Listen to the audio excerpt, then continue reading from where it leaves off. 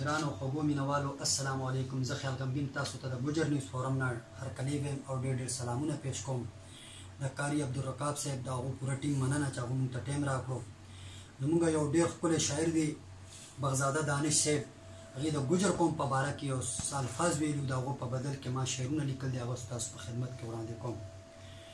دانشه تا په شاعرۍ کې چې کم کار کړی دی، وکړه یقین دا د ګوجر په زړه ګزار کړی دی. ما په دې نه کړمه تر هغې چې معافي وغواړي، تا چې زما د کام په هکله کم گفتار کړی دی. که ته شاعري کوه خو حد کې اوسه، تا په لستوڼي کې ګزار لکه د مار کړی دی.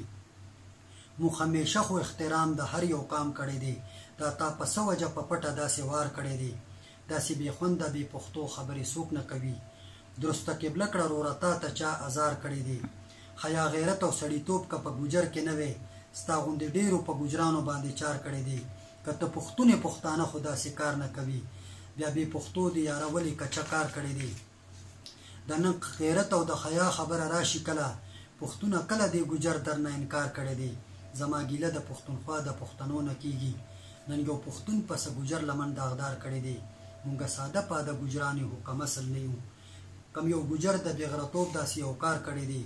د ورورولۍ خپلوالۍ مسلمانۍ په وجه موږ همیشه په تاسو خلکو ډېر اعتبار کړی دی.